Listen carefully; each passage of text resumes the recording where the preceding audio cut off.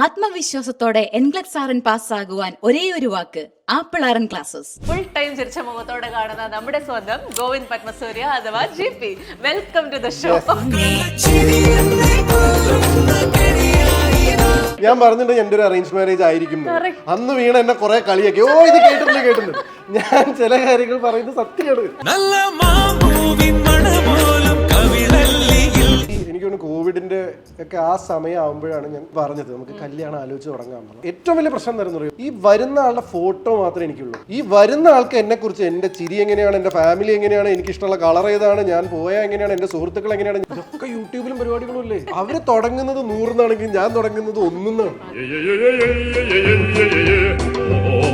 എനിക്ക് ഗോപികേനെ മുമ്പ് അറിയണ്ടായിരുന്നില്ല, അല്ലെങ്കിൽ ഞാൻ സാന്ത്വനം സ്ഥിരമായി കാണുന്ന ഒരു വ്യക്തിയല്ല. എനിക്ക് ഈ കുട്ടീനെ അറിയാം, ബാലേട്ടനിലെ അതറിയാം. പക്ഷെ എനിക്ക് ഈ പറഞ്ഞ പോലെ കണ്ടു കഴിഞ്ഞപ്പോ എനിക്ക് ആദ്യത്തെ തന്നെ ഒരു ഇൻഡ്യൂഷൻ, ഇതാണ് നീ ഇത്രയും നേരം കഴിഞ്ഞിട്ട് എനിക്ക് തോന്നുന്നു this is what is going to work എന്നുള്ളൊരു ഇൻഡ്യൂഷൻ വന്നു.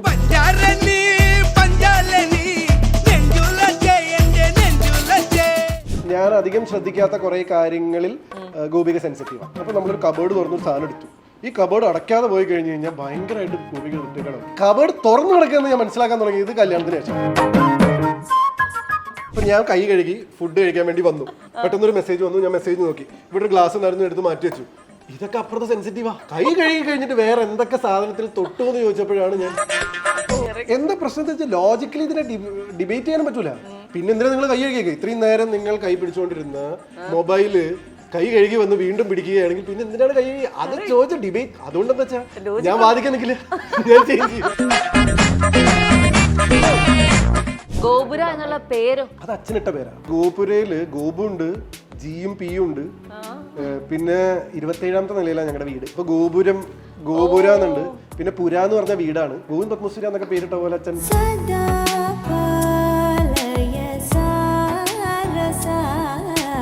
നിങ്ങൾ ആൾക്കാരാണ് കല്യാണം കഴിക്കാനെന്ന് തീരുമാനിച്ചത് നമ്മൾ ആദ്യമായി പറയുമ്പോൾ നമ്മുടെ ക്ലോസ് സർക്കിൾ ഓഫ് ഫ്രണ്ട്സ് അവരെങ്ങനെ റെസ്പോണ്ട് ചെയ്ത്?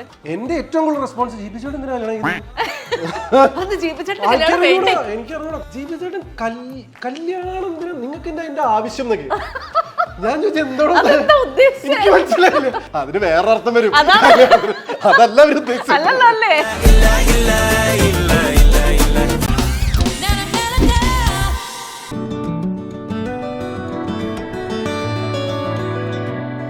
Hello everyone, welcome to the show. എപ്പോഴും ചിരിച്ച മുഖത്തോടെ, നിങ്ങൾ ഈ ഒരാളെ എവിടെ കണ്ടാലും എപ്പോഴും ഫുൾ ടൈം ചിരിച്ച മുഖത്തോടെ കാണുന്ന നമ്മുടെ സ്വന്തം ഗോവിന്ദ് പത്മസൂര്യ അഥവാ GP. Welcome to the show. ഞാൻ പറഞ്ഞത് സത്യ, എത്രയോ വർഷങ്ങൾ കഴിഞ്ഞൊരു 4 വർഷമായിട്ട് പല പല കാലഘട്ടങ്ങളിൽ ഞാൻ GP കാണുന്നുണ്ട്. എപ്പോഴും ഇങ്ങനെ തന്നെ വളരെ എവർ ഗ്രീൻ ആയി, വളരെ എവർ സ്മൈലിംഗ് ആയിട്ട് ഇങ്ങനെ നിൽക്കുന്നതിന്റെ രഹസ്യം എന്താണ്? അല്ല, അങ്ങനെ ഇപ്പോഴും അതേപോലെ തന്നെ നിൽക്കുകയാണ്. ഏറ്റവും അവസാനം വരെ ഞാൻ കാണുമ്പോഴേ മോസ്റ്റ് എലിജിബിൾ ബാച്ചിലർ ആയിരുന്നു. ഇപ്പൊ മറ്റേ അതെ മോസ്റ്റ് ഫേവറേറ്റ് എന്താ പറയാ ഹസ്ബൻഡ് ആണെന്ന് ആ മെറ്റീരിയലിലേക്ക് മാറിയോ? എന്ന് വെച്ച് കഴിഞ്ഞാൽ എനിക്ക് എല്ലാ റോളുകളും താല്പര്യമുള്ള ആളാണ്. ഞാൻ അറിയാലോ, ഞാൻ പൊതുവെ എക്സൈറ്റ്മെന്റ് ഡ്രിവൺ ആണ് എന്റെ കാര്യങ്ങൾ. അപ്പോൾ ഈ ഒരു ഫേസ് ഞാൻ ഒരുപാട് എക്സൈറ്റ്മെന്റിനോട് കൂടി മുന്നോട്ട് പോകുന്ന ഒരു സംഭവമാണ്. കാരണം നമുക്ക് ശീലമില്ലാത്തൊരു പരിപാടിയാണ്, പക്ഷെ രസമുള്ള പരിപാടിയാണ്. പക്ഷെ അതുകൊണ്ട് തന്നെ ഞങ്ങൾ ഇന്ന് മൊത്തത്തിൽ ഒരു മാരേജ് വെഡിങ് ഫോക്കസ് ചെയ്ത ഞാൻ അതുകൊണ്ടാണ് പിടി തരാതെ ഓടിയിരുന്നത്. അല്ല, ഇപ്പോഴാകുമ്പോൾ ഒരു കാരണവശാലും പിടി തരുന്നില്ല ഗൈസ്. നമുക്ക് പിന്നെ ഓരോരുത്തരെ വിളിച്ചിരുന്നിട്ട് ഇവരുടെ വിശേഷങ്ങൾ ചോദിക്കാം, എന്നിട്ട് ഞാൻ ഡബിൾ ചെക്ക് ചെയ്യും കേട്ടോ. അങ്ങനെ വളരെ ഹാപ്പി ആയി പോകുന്നു. എനിക്ക് വളരെ പേഴ്സണലി GPയോട് ഭയങ്കര അടുപ്പമുണ്ട്. കാരണം ഈ ഒരു പ്രൊഫഷൻ തുടങ്ങിയപ്പോ ആദ്യമായി എനിക്ക് ഇതിലൊരു ഭാവിയുണ്ട് എന്ന് പറഞ്ഞ ആർട്ടിസ്റ്റാണ് GP. എനിക്ക് നന്നായി ഓർമ്മയുണ്ടത്. ബേസിക്കലി എന്താ വെച്ചാൽ നമുക്ക് ചില ആൾക്കാരുടെ എനർജി ആൻഡ് വൈബ് കാണുമ്പോ നമുക്ക് ഫീൽ ചെയ്യുമല്ലോ. അപ്പൊ ഈ ഫീൽഡിന് എന്താണോ വേണ്ടത് അതിന്റെ എലമെന്റ് തന്നെ ഉണ്ട് എന്നുള്ളത് ആദ്യത്തെ ഇന്റർവ്യൂ കഴിഞ്ഞപ്പോ തന്നെ എനിക്ക് മനസ്സിലായി. ഞാൻ അത് തന്നെയാണ് പറഞ്ഞത്. ഞാൻ ആ സ്ക്രീൻഷോട്ട് ഒക്കെ ഇന്ന് പൊന്നുപോലെ കാത്തു വെച്ചിട്ടുണ്ട്, അറിയോ? You have come a long way അല്ലേ. അത് കഴിഞ്ഞിട്ട് ഒരുപാട് വ്യൂവർഷിപ്പ് ഉള്ള ഒരു ചാനൽ ആക്കി മാറ്റി, ഒരു ചാനലിലാക്കി മാറ്റി. അത് കഴിഞ്ഞപ്പോ സ്വയം ഒരു സാധനം ഏറ്റെടുത്ത് മുന്നോട്ട് പോകുന്നു. സോ ഡെഫിനറ്റ്ലി സോ അത് അന്ന് കണ്ടപ്പോൾ ഞാൻ പറഞ്ഞതാണ്, തനിക്ക് ഇതിനകത്ത് പിടിച്ചു നിൽക്കാനുള്ള ചെപ്പടി വിദ്യകളും അതെ കൊള്ളരതായ്മയും എല്ലാം കയ്യിലുണ്ട്. ഉത്സവങ്ങളും ഒക്കെ അതെ, ഇതിനകത്ത് TRP ഉണ്ടാക്കാനുള്ള എലമെന്റ് തന്റെ കയ്യിലുണ്ട്. യു വിൽ സ്റ്റേ എന്ന് എനിക്ക് പറയാൻ തോന്നിയത് അതുകൊണ്ടാണ്. വളരെ സന്തോഷം. കല്യാണത്തെ കുറിച്ച് ചോദിച്ചാൽ എനിക്ക് അതിനെ കുറിച്ച് ആബ്സല്യൂട്ട്ലി നോ ഐഡിയ എന്ന് പറഞ്ഞിരുന്ന ഒരാൾ പെട്ടെന്നൊരു സുപ്രഭാതത്തിൽ അനൗൺസ് ചെയ്യുന്നു ഞാൻ വിവാഹത്തിനാകാൻ പോകുന്നു. അതും ആരാണെന്ന് കേട്ടപ്പോൾ പിന്നെ ഞങ്ങൾ ഞെട്ടി.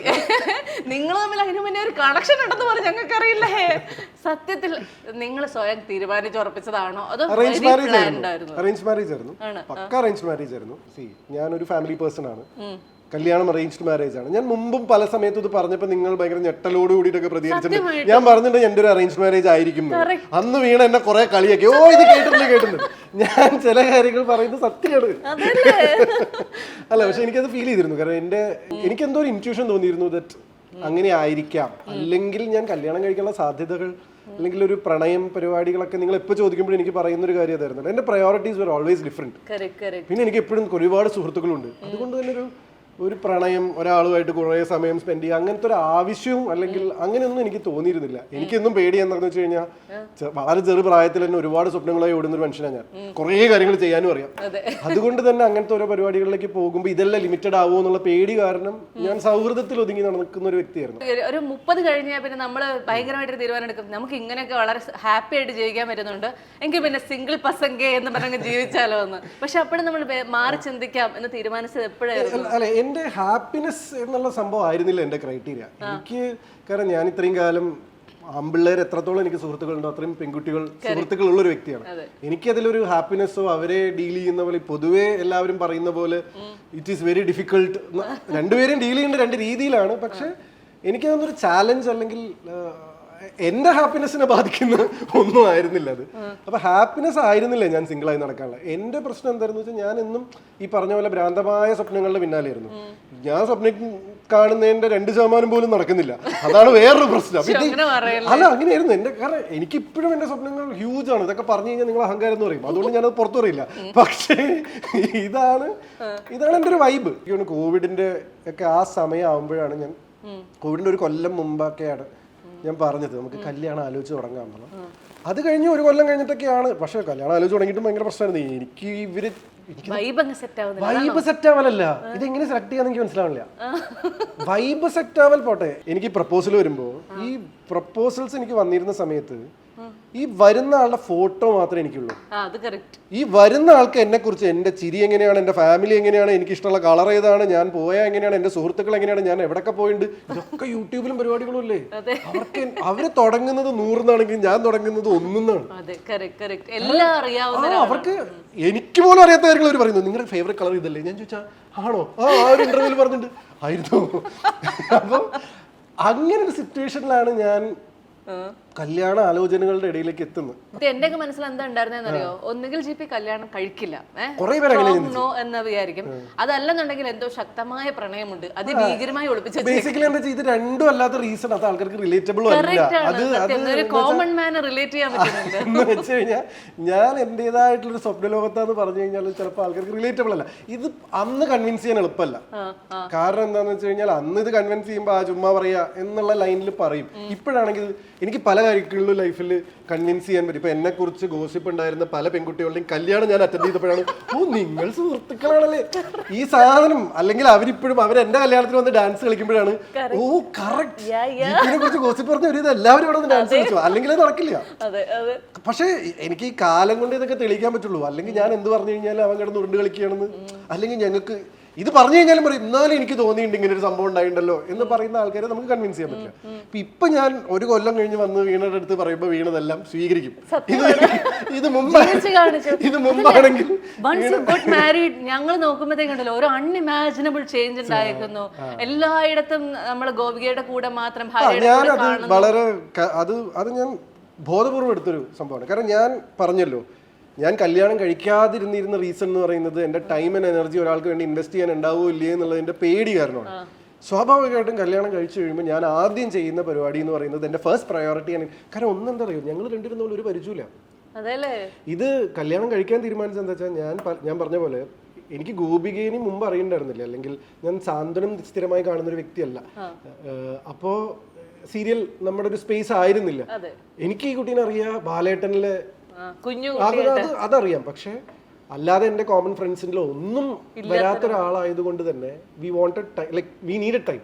പക്ഷെ എനിക്ക് ഈ പറഞ്ഞ പോലെ കണ്ടു കഴിഞ്ഞപ്പോൾ എനിക്ക് ആദ്യത്തെ തന്നെ ഇതിൻ്റെ ഒരു ഇൻഡ്യൂഷൻ, ഇതാണ് നീ ഇത്രയും നേരം കഴിഞ്ഞിട്ട് എനിക്ക് തോന്നുന്നു this is what is going to work എന്നുള്ളൊരു ഇൻറ്റ്യൂഷൻ വന്നു. പക്ഷെ അപ്പോഴും ഈ ഗോപികയിലേക്ക് എത്തിയത് എങ്ങനെയാ? അത് എൻ്റെ അച്ഛൻ്റെ അനിയത്തിയും ഗോപികയുടെ അച്ഛൻ്റെ പെങ്ങളും ഇവർ രണ്ടുപേരും 12 കൊല്ലമായിട്ട് സുഹൃത്തുക്കളാണ്. അത് ശരി. അപ്പൊ ഇവര് ഏതോ ഒരു ഘട്ടത്തിൽ അവര് ഭയങ്കര ഫ്രണ്ട്സാണ്, അവര് ഒരുപാട് യാത്രകളൊക്കെ ഒരുമിച്ച് ചെയ്യുന്ന ആൾക്കാരാണ്. അപ്പൊ ഈ മാമിയും വെല്ലിമയും കൂടിയിട്ട് ഏതോ ഒരു സമയത്ത് രണ്ടുപേരും അങ്ങോട്ടും ഇങ്ങോട്ടും കല്യാണം ആലോചിക്കുന്നുണ്ട്. ഇപ്പൊ എന്റെ കാര്യത്തിൽ ബേസിക്കലി എന്താ വെച്ചാൽ അവന്റെ അടുത്ത് കൊണ്ടുപോകുന്ന ഒന്നും അവൻ എസ് പറയുന്നില്ല, അല്ലെങ്കിൽ ഇതെന്താ പറയുക, ഇത് കാസ്റ്റിങ്ങിന് വേണ്ടിട്ട് നോക്കുന്നതല്ലല്ലോ നമ്മൾ പെൺപിള്ളേരെ ഫോട്ടോസ്, ഇത് ദിസ് ഇസ് സംതിങ് എൽസ്.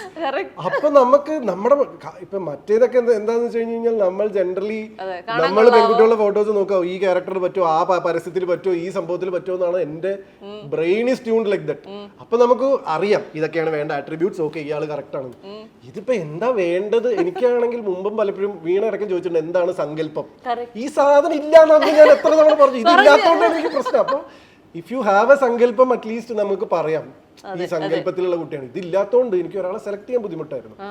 ഗോപികയുടെ അടുത്ത് സംസാരിച്ചപ്പോൾ എനിക്ക് ഏറ്റവും വർക്കായി തോന്നിയത് വളരെ straightforward, like on the face, very sincere.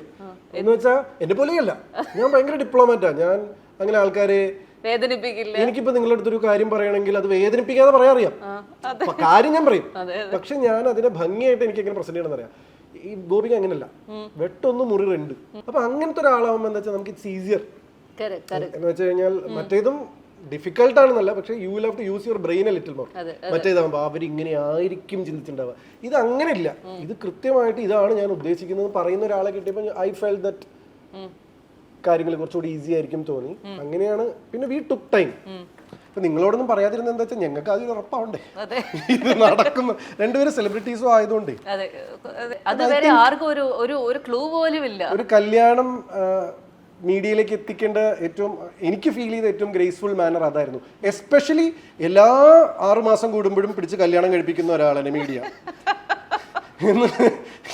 ഞാനൊരു പരസ്യം ചെയ്താൽ, ഞാനൊരു റിയാലിറ്റി ഷോ ചെയ്താൽ, ഞാൻ ചുമ്മാ ഒരു കറങ്ങാൻ പോയാലൊക്കെ എൻ്റെ, അല്ലെങ്കിൽ ഒരു വെഡിങ് വെയറിന്റെ പരസ്യം ചെയ്താൽ പോലും എന്ത് തുടങ്ങിയതാ.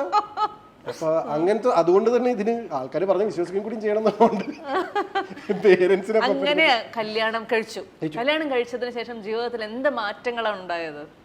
കല്യാണം കഴിച്ചതിന് ശേഷം ജീവിതത്തിലുണ്ടായ മാറ്റം എന്ന് പറയുന്നത് ഞാൻ ഒറ്റയ്ക്ക് അടിച്ചു വിളിച്ചിരുന്നപ്പോൾ രണ്ടുപേരും കൂടിയിട്ടാണ് അടിച്ചു വിളിക്കുന്നത്. അതാണ് മേജർ. എന്ന് വെച്ച് കഴിഞ്ഞാൽ there is one more person to share happiness എന്ന് പറയുന്ന. മുമ്പും ഷെയറിങ് ഹാപ്പിനെസ് എപ്പോഴും ആൾക്കാരുണ്ടായിരുന്നു. പക്ഷെ ഞാൻ ഇത്രയും അധികം ഒരാളിൽ ഇൻവെസ്റ്റ് ചെയ്തിട്ടുള്ള ഒരു സമയം എൻ്റെ ലൈഫിൽ ഇത്രയും കാലം ഉണ്ടായിരുന്നില്ല. ഇത്രയും ഓൾ ദീസ് ഇയേഴ്സ് എനിക്ക് അങ്ങനെ ഒരു സമയം ഉണ്ടായിട്ടില്ല. അതാണ് ഏറ്റവും വലിയ മാറ്റമായിട്ട് എനിക്ക് തോന്നുന്നത്. എന്തൊക്കെ പറയുമ്പോഴും നമ്മൾ രണ്ട് ഇൻഡിവിജ്വൽസ് അല്ലേ, നമുക്ക് നമ്മളുടേതായ വ്യത്യാസങ്ങൾ ഉണ്ടാകില്ലേ?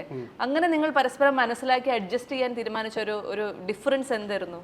അല്ല അങ്ങനെയല്ല. ഒന്ന്, എനിക്ക് പീപ്പിൾ മാനേജ്മെന്റ് എനിക്ക് ഭയങ്കര ഇഷ്ടമുള്ള കാര്യമാണ്. എനിക്ക് ആൾക്കാരെ ഇഷ്ടമാണ്, എനിക്ക് ആൾക്കാരായിട്ട് ഇന്ററാക്ട് ചെയ്യാൻ ഇഷ്ടമാണ്. എനിക്ക് ഇത്രയും അധികം സുഹൃത്തുക്കൾ ഉണ്ടാകുന്നതിൽ തന്നെ എനിക്കിപ്പോൾ ഒരു 14-15 ബോയ്സ് ഉണ്ട്, 14-15 ഗേൾസ് ഉണ്ടെങ്കിൽ ഇതിൽ ഒരാൾ പോലും എന്നെ പോലെ ഇല്ല, ഒരാൾ പോലും സെയിം ആയിട്ടില്ല. Like every one is different. അപ്പോൾ അത് എനിക്ക് ഇഷ്ടമുള്ള ചാലഞ്ചാണ്. ഒരാളെ ഡീൽ ചെയ്യുന്ന പോലെയല്ല മറ്റാളെ ഡീൽ ചെയ്യേണ്ടത്. അതുകൊണ്ട് തന്നെ എനിക്കിതൊരു ഭയങ്കര ചാലഞ്ച് ഒന്നും ആയിട്ട് തോന്നിയില്ല. പക്ഷെ ഡിഫറൻസുകൾ ഉണ്ട്. എന്ന് വെച്ച് കഴിഞ്ഞാൽ അല്ലെങ്കിൽ ഞാൻ അധികം ശ്രദ്ധിക്കാത്ത കുറേ കാര്യങ്ങളിൽ ഗോപിക സെൻസിറ്റീവാണ്. ഇപ്പോൾ ഫോർ എക്സാമ്പിൾ ഒരു ജസ്റ്റ് ഒരു എക്സാമ്പിൾ, ഗോപികനെ പ്രൊവോക്കിങ് ചെയ്യുന്ന ഒരു കാര്യം എന്ന് പറഞ്ഞു കഴിഞ്ഞാൽ, ഇപ്പോൾ നമ്മളൊരു സാധനം എടുത്തു, അപ്പോൾ നമ്മളൊരു കബേർഡ് തുറന്നൊരു സാധനം എടുത്തു, ഈ കബേർഡ് അടയ്ക്കാതെ പോയി കഴിഞ്ഞു കഴിഞ്ഞാൽ ഭയങ്കരമായിട്ട് ഗോപിക ഇറിറ്റേറ്റഡ് ആവും. എനിക്ക് തോന്നുന്നു എല്ലാ സ്ത്രീകൾക്കും ഉള്ളതാണ് ആയിരിക്കാം. പക്ഷെ എനിക്കിതുവരെ കബേർഡ് ഇഷ്യൂ എൻ്റെ ബാക്കി സുഹൃത്തുക്കളിൽ നിന്നും കിട്ടിയിട്ടില്ല. കാരണം അങ്ങനത്തെ ഒരു അവസ്ഥ വരുന്നില്ലല്ലോ നമുക്ക്. കബേർഡ് എന്താ അടയ്ക്കാത്തതെന്ന് ചോദിക്കാൻ മാത്രമുള്ള ഒരു റിലേഷൻഷിപ്പ് എനിക്ക് ഉണ്ടാവാത്തതുകൊണ്ട് എനിക്ക് ഇതൊക്കെ പുതുമയായിരുന്നു. ഈ കബേർഡ് തുറന്നു കിടക്കുകയെന്ന് ഞാൻ മനസ്സിലാക്കാൻ തുടങ്ങിയത് കല്യാണത്തിന് ശേഷം. ഇതിന്റെ ഇടയിൽ കബോർഡ് തുറന്നു എന്നും ഈ സാധനം അടച്ചിട്ടില്ല എന്നുള്ളത് ഞാൻ ആലോചിച്ചിരുന്നില്ല. ഇപ്പൊ ആലോചിക്കുന്നുണ്ട്. മീൻസ് ചെറിയ ചെറിയ കാര്യങ്ങൾ. ഇപ്പൊ നമ്മള് കൈ കഴുകുന്ന, നമ്മൾ ഫുഡ് കഴിക്കുമ്പോൾ കൈ കഴുകും, അതെല്ലാവരും ചെയ്യുന്ന സാധനമാണ്. പക്ഷെ ഫുഡ് കഴിക്കുമ്പോൾ കൈ കഴുകി കഴിഞ്ഞിട്ട് ഫുഡ് കഴിക്കുന്നതിന്റെ ഇടയിൽ നമ്മൾ എവിടെയൊക്കെ തൊടുന്നു എന്നുള്ളത് ഞാൻ ബോധമുണ്ടായിരുന്നില്ല. അപ്പൊ ഞാൻ കൈ കഴുകി ഫുഡ് കഴിക്കാൻ വേണ്ടി വന്നു, പെട്ടെന്നൊരു മെസ്സേജ് വന്നു. ഞാൻ മെസ്സേജ് നോക്കി, ഇവിടെ ഒരു ഗ്ലാസ് ഉണ്ടായിരുന്നു, എടുത്ത് മാറ്റി വെച്ചു. ഇതൊക്കെ അപ്പുറത്തെ സെൻസിറ്റീവാ. ഞാൻ കൈ കഴുകിയില്ലോ എന്നാണ് എന്റെ ചിന്ത. കൈ കഴുകി കഴിഞ്ഞിട്ട് വേറെ എന്തൊക്കെ സാധനത്തിൽ തൊട്ടു എന്ന് ചോദിച്ചപ്പോഴാണ് ഞാൻ അത് ഓരോ ആൾക്കാരുടെ സെൻസിറ്റിവിറ്റിയാണ്. എന്താ പ്രശ്നം വെച്ചാൽ ലോജിക്കലി ഇതിനെ ഡിബേറ്റ് ചെയ്യാനും പറ്റൂല. അവള് പറഞ്ഞ പോയിന്റ് ആണ്. പിന്നെ എന്തിനാ നിങ്ങൾ കൈ കഴുകിയൊക്കെ ഇത്രയും നേരം നിങ്ങൾ കൈ പിടിച്ചുകൊണ്ടിരുന്ന മൊബൈല് കൈ കഴുകി വന്ന് വീണ്ടും പിടിക്കുകയാണെങ്കിൽ പിന്നെ എന്തിനാണ് കൈ കഴുകി? അത് ചോദിച്ച ഡിബേറ്റ്. അതുകൊണ്ടെന്താ വെച്ചാ ഞാൻ വാദിക്കാൻ നിൽക്കില്ല, ഞാൻ ചേഞ്ച് ചെയ്യും. പക്ഷെ കല്യാണത്തിന് ശേഷം ഒരുപാട് മൈൽ സ്റ്റോണുകൾ നിങ്ങൾക്ക് ഒരുമിച്ച് അച്ചീവ് ചെയ്യാൻ സാധിച്ചല്ലേ? അതൊരു വീടാണെങ്കിലും ഒരുപാട് യാത്രകളാണെങ്കിലും നമ്മൾ ആഗ്രഹിക്കുന്ന സ്വപ്നം കാണുന്ന സ്ഥലങ്ങളിലേക്ക് എത്തപ്പെടാൻ സാധിക്കുന്നതാണെങ്കിലും ഇതെല്ലാം കല്യാണത്തിന് ശേഷം വന്നതാണോ അതോ? അല്ല, ഇത് വീട് ഞാൻ 2022 അഡ്വാൻസ് ചെയ്താണ്. അത് അച്ഛനൻ ഞാനിങ്ങനെ എന്റെ നടത്തം കണ്ടപ്പോ അച്ഛന് മനസ്സിലായി ഈ പോക്ക് പോയാൽ ശരിയാവില്ല, തെലുങ്ക് പടമൊക്കെ ചെയ്ത് ആളടിച്ചു പൊളിച്ച് നടക്കാന്ന് കണ്ടപ്പോ എന്നെ പിടിച്ച് എവിടെയെങ്കിലും ഇൻവെസ്റ്റ്, കാരണം എനിക്ക് ലയബിലിറ്റീസ് ഒന്നും ഉണ്ടായിരുന്നില്ല.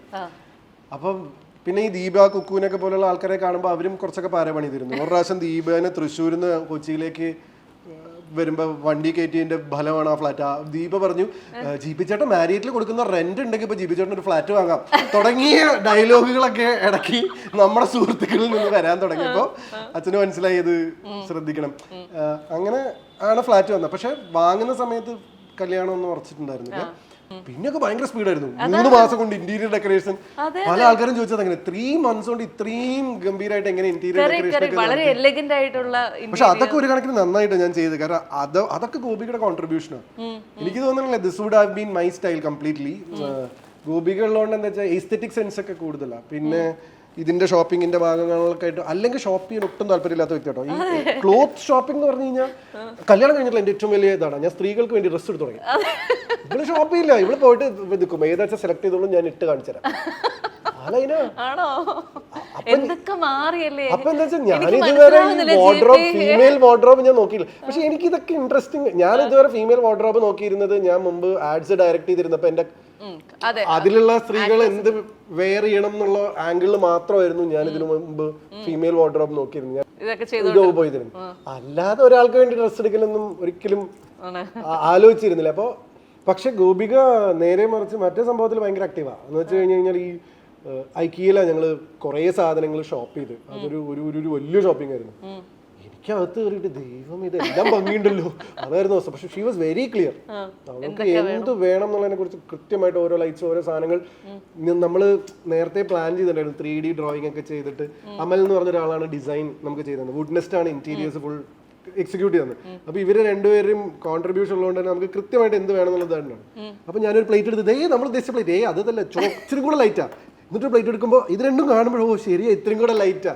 ആ ഡിഫറൻസ് ഒന്നും മീൻസ് എനിക്ക് ആ എസ്തെറ്റിക്സ് കുറച്ച് എനിക്ക് തോന്നുന്നില്ല ഞാൻ അത്രയും ശ്രദ്ധിക്കുന്നു. അപ്പൊ ഒരു കണക്കിന് അത് അച്ഛനിട്ട പേരാ. അതില് ഗോപുരയില് ഗോപു ഉണ്ട്, ജിയും പിയും ഉണ്ട്. പിന്നെ 27ാമത്തെ നിലയിലാണ് ഞങ്ങളുടെ വീട്. അപ്പൊ ഗോപുര എന്നുണ്ട്. പിന്നെ പുര എന്ന് പറഞ്ഞ വീടാണ്. ഭയങ്കര ഗോവിന്ദ് പത്മസൂര്യ എന്നൊക്കെ പേരിട്ട പോലെ അച്ഛൻ ഇട്ട ഒരു പേരാണ് ഗോപുര. അത് കേട്ടപ്പോ തന്നെ ഭയങ്കര ഇഷ്ടമായി. അതെ, ഗംഭീര പേരും കാര്യങ്ങളും എല്ലാം. അങ്ങനെ ഈ ഒരു വർഷം അല്ലെങ്കിൽ 1.25 വർഷത്തിനുള്ളില് നമ്മൾ ആഗ്രഹിച്ച എല്ലാ സ്ഥലങ്ങളും തന്നെ ഓൾമോസ്റ്റ് കവർ ചെയ്തോ? ഇല്ല, ആഗ്രഹിച്ച സ്ഥലങ്ങളൊന്നും കവർ ചെയ്തിട്ടില്ല. പക്ഷേ ഒരുപാട് യാത്ര ചെയ്തു. ഗോപികയുടെ ഫസ്റ്റ് ഇന്റർനാഷണൽ ട്രിപ്പ് ആയിരുന്നു നേപ്പാൾ. അപ്പോൾ within 1 year now Gopika holds എത്രയാ ബ്രസീൽ വിസ 5 കൊല്ലത്തുണ്ട്, അമേരിക്കൻ വിസ 10 കൊല്ലത്തുണ്ട്, ഗോൾഡൻ വിസ ഉണ്ട്, ഓസ്ട്രേലിയ വിസ 5 കൊല്ലത്തുണ്ട്. അപ്പൊ ഞാൻ പറയടോ തന്റെ ഇത് വല്ലാത്ത ഗ്രാഫാണല്ലോ. ഞാനൊക്കെ ഇത്രയും കാലം യാത്ര ചെയ്തിട്ട് ഒരു ഷെങ്കൻ വിസ കിട്ടാനും അതിനൊക്കെ അത്രയും സ്ട്രഗിളിംഗ് ആയിരുന്നു. അപ്പം ഞാൻ ഫസ്റ്റ് ഇന്റർനാഷണൽ യാത്ര ചെയ്യുന്നത് 2010-ലോ 9-ലോ ഒരു 2010 എന്ന് പറഞ്ഞു കഴിഞ്ഞാൽ ഇപ്പൊ എത്ര 15 കൊല്ലം മുമ്പാ. So over a period of ടൈമാണ് ഞാൻ ഈ യാത്രയുടെ പോർട്ട്ഫോളിയോ ഒക്കെ ഉണ്ടാക്കി എടുത്തത്. ഷെങ്കൻ വിസയൊക്കെ എനിക്ക് 4 വിസ ഒരു യൂറോപ്പിലൊക്കെ ഞാൻ പോകുന്നത് ഒരു 3 കൊല്ലം മുമ്പേക്കാണ്. ഇവള് 1 കൊല്ലം കൊണ്ട് തന്നെ പോയ കോണ്ടിനൻസ് നോക്കണം. ഓസ്ട്രേലിയ പോയി, അന്റാർട്ടിക്ക പോയി, ലാറ്റിൻ അമേരിക്ക പോയി, പിന്നെ ഈ പറയുന്ന മിഡിൽ ഈസ്റ്റ് പോയി, മലേഷ്യ പോയി, ഹോങ്കോങ് പോയി, മക്കാവ് പോയി, നേപ്പാൾ പോയി. ഞാൻ പറഞ്ഞു തന്റെ വല്ലാത്ത രാശിയാണോ പാസ്പോർട്ടിന്. ബട്ട് യാ ട്രാവലിംഗ് ആണ് ഞങ്ങളുടെ ബോണ്ടിങ് ശരിക്കും സ്ട്രോങ്. എന്ന് വെച്ചാൽ getting to know each other, ആ ഒരു സൗഹൃദം ശരിക്കും കൂടുതൽ ഡെവലപ്പ് ചെയ്ത്. കല്യാണത്തിന് മുമ്പൊന്നും ഞങ്ങൾ കണ്ടിരുന്നു എന്നല്ലാതെ ഈ തിരുവനന്തപുരത്ത് നിന്ന് കോഴിക്കോടേക്ക് ഞാൻ വണ്ടിയിലും ഉണ്ടാക്കും. അപ്പൊ ഈ പെറിഫറൽ വ്യൂ കാണും ഇങ്ങനെ വണ്ടി ഓടിക്കുമ്പോൾ. അല്ലാതെ മുഖം പോലും കാണാൻ പറ്റില്ല, കണ്ണിൽ നോക്കിയിട്ട് ഇരിക്കാൻ പോലുള്ള ഞങ്ങള് സമയത്തിന് മാത്രമല്ല ഞാൻ റിസ്ക് ചെയ്തില്ല. എന്ന് വെച്ച് കഴിഞ്ഞാൽ എന്തൊക്കെ പറഞ്ഞു കഴിഞ്ഞാൽ ഇത് ആരോടും പറയാതെ ചെയ്യുന്നോണ്ട് ഉള്ളിലൊരു കള്ളത്തരുണ്ടല്ലോ. അപ്പൊ ഒരു റെസ്റ്റോറന്റിൽ ഇരുന്ന് ഭക്ഷണം കഴിക്കാനൊക്കെ വെറുതെ ഇനിയിപ്പോ ഒരു ന്യൂസ് ആവണ്ട, കാരണം ഗോപിക സാന്ത്വനം ചെയ്തോണ്ടിരിക്കുക എന്നുള്ളതുകൊണ്ട് എന്നെക്കാൾ സെൻസേഷൻ ആണ്. അപ്പൊ അത് മനസ്സിലാക്കിയോട് കൂടിയിട്ട് നമ്മള് എവിടെയും നിർത്തില്ല. ഇന്റർവ്യൂവിന് ഞാൻ വിടാതിരിക്കുന്നത് അതുകൊണ്ടാണ്. കാരണം കുറെ കഥകളൊക്കെ ഉണ്ട്. എനിക്ക് എന്താ പ്രശ്നം വെച്ചാൽ ഞാനൊരു കാര്യത്തിൽ ഇൻവോൾവ് ആയി കഴിഞ്ഞാൽ ഈ ഭക്ഷണമൊക്കെ മറക്കും, ഓർക്കില്ല ഫുഡ് കഴിക്കണം എന്നുള്ളതൊക്കെ.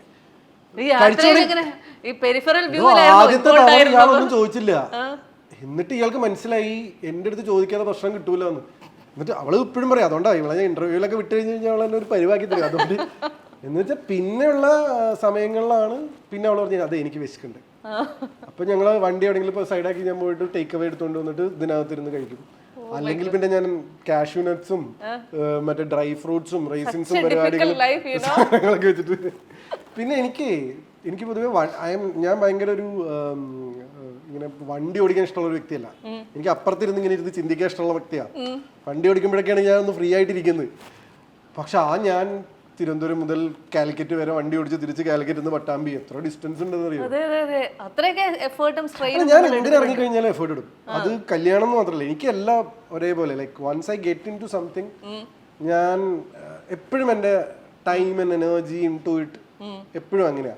അത് ചെറുത് വലുതൊന്നുമില്ല. നിങ്ങൾ ആൾക്കാരാണ് കല്യാണം കഴിക്കാനെന്ന് തീരുമാനിച്ചത് നമ്മൾ ആദ്യമായി പറയുമ്പോൾ നമ്മുടെ വളരെ ക്ലോസ് സർക്കിൾ ഓഫ് ഫ്രണ്ട്സ് അവരെങ്ങനെ റെസ്പോണ്ട് ചെയ്ത്?